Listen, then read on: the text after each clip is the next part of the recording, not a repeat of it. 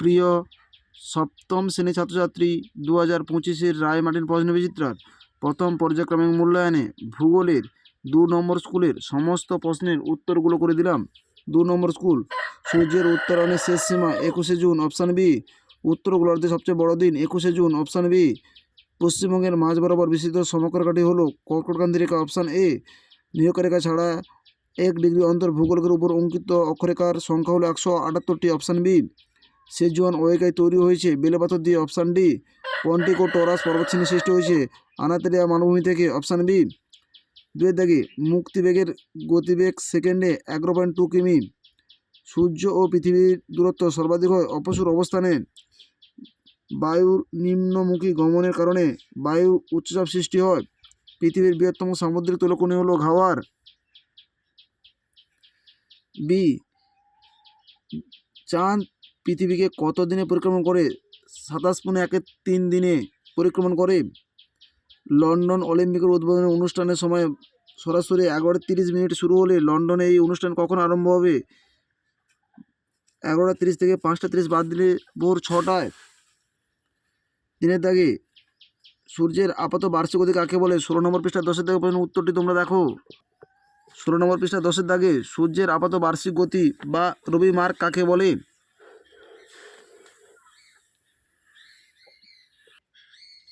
মকর সংক্রান্তি কাকে বলে? 23 নম্বর পৃষ্ঠা 10 দাগে প্রশ্ন উত্তরটি তোমরা দেখো। 23 নম্বর পৃষ্ঠা 10 দাগে প্রশ্ন 23 নম্বর পৃষ্ঠা 10 দাগে প্রশ্ন উত্তরটি তোমরা দেখো।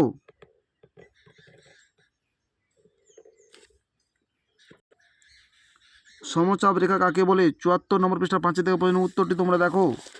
74 নম্বর পৃষ্ঠার 5 থেকে প্রশ্ন উত্তরটি হলো সমচাপ রেখা কাকে বলে, এর বৈশিষ্ট্য।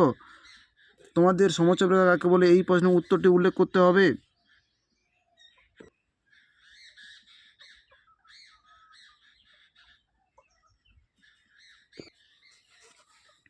পন্টিক ও টরাস পর্বতশ্রেণী সৃষ্টি হয়েছে এই প্রশ্নের উত্তরটি আর্মেনীয় গ্রন্থি থেকে হবে। আর্মেনীয় গ্রন্থি থেকে হবে, আনাতোলিয়া মালভূমি থেকে হবে না। আর্মেনীয় গ্রন্থি থেকে, অপশান সি হবে। অক্ষরেখা ও দ্রাঘিমার মধ্যে পার্থক্য 47 নম্বর পৃষ্ঠা 1 দাগে প্রশ্ন উত্তরটি তোমরা দেখো। অক্ষরেখা ও দ্রাঘিমার মধ্যে পার্থক্য বিষয় উল্লেখ করে পার্থক্যটি তোমরা উল্লেখ করবে। তোমরা অবশ্যই পাঠ্যপুস্তকটি ভালো করে পড়বে। পৃথিবীর বায়ুচাপ বলয়গুলিকে চিত্রের সাহায্যে দেখাও। 72 নম্বর পৃষ্ঠা 4 দাগে প্রশ্ন উত্তরটি তোমরা দেখো। 72 নম্বর পৃষ্ঠা 4 দাগে পৃথিবীর বায়ুচাপ বলয়গুলি চিত্র সহ দেখো। চিত্রটি অবশ্যই ভালো করে অঙ্কন করবে। বায়ুর উচ্চচাপ ও নিম্নচাপের 3টি পার্থক্য 78 নম্বর পৃষ্ঠা 1 দাগে প্রশ্ন উত্তরটি তোমরা দেখো। বায়ুর উচ্চচাপ ও নিম্নচাপের মধ্যে পার্থক্য বিষয় উল্লেখ করে তোমরা পার্থক্যটি উল্লেখ করবে।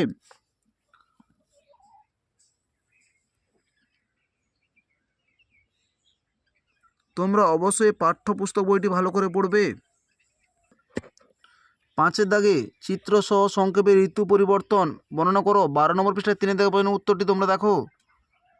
12 নম্বর পৃষ্ঠায় 5 দাগের প্রশ্ন উত্তরটি তোমরা দেখো।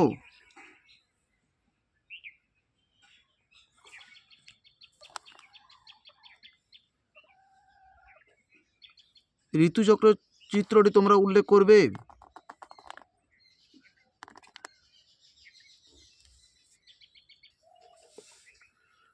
জলবায়ুর বৈচিত্র্য অনুসারে এশিয়া মহাদেশের মৌসুমী জলবায়ু ও ভূমধ্যসাগরের জলবায়ু সম্পর্কে আলোচনা করো। 228 নম্বর পৃষ্ঠা 2-এর পাঠের ও 4-এর পাঠের প্রশ্নের উত্তরগুলো তোমরা দেখো। 228 নম্বর পৃষ্ঠা 2-এর দাগে মৌসুমী অঞ্চলের জলবায়ুর অবস্থান ও বৈশিষ্ট্য উল্লেখ করবে এবং 4-এর দাগে ভূমধ্যসাগরের জলবায়ুর অবস্থান ও বৈশিষ্ট্য উল্লেখ করবে। এশিয়ার নিরক্ষীয় জলবায়ু অঞ্চলের জলবায়ুর বৈশিষ্ট্য দাও। 227 নম্বর পৃষ্ঠা 7-এর দাগের প্রশ্নের উত্তরটি তোমরা দেখো।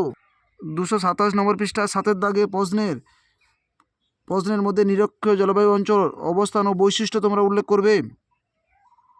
নিরক্ষীয় জলবায়ু অঞ্চলের বৃষ্টিপাত ও অন্যান্য বৈশিষ্ট্য, এই 4টি পয়েন্ট তোমাদের উল্লেখ করতে হবে। নিরক্ষীয় জলবায়ু অঞ্চলে কয়েকটি স্বাভাবিক উদ্ভিদের নাম লেখো। 228 নম্বর পৃষ্ঠা 8-এর দাগের প্রশ্নের উত্তরটি তোমরা দেখো। 228 নম্বর পৃষ্ঠা 8-এর দাগে নিরক্ষীয় অঞ্চলের স্বাভাবিক উদ্ভিদগুলো হলো মেহগিনি, রোজউড, আবুলুস, rubber, ironwood, cocoa, cinchona প্রভৃতি। এই কটি স্বাভাবিক উদ্ভিদের নাম তোমরা উল্লেখ করবে।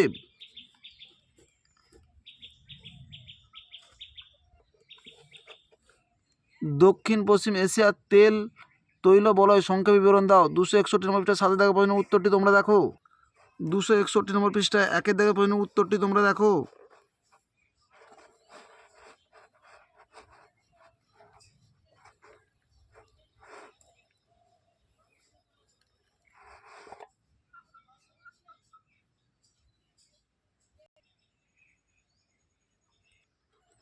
আমাদের ভিডিওটি যদি তোমাদের ভালো লাগে তাহলে তোমরা লাইক করো, শেয়ার করো। আমাদের চ্যানেলে নতুন হয়ে থাকলে চ্যানেলটিকে সাবস্ক্রাইব করে পাশে থাকো নতুন নতুন ভিডিও পাওয়ার জন্য।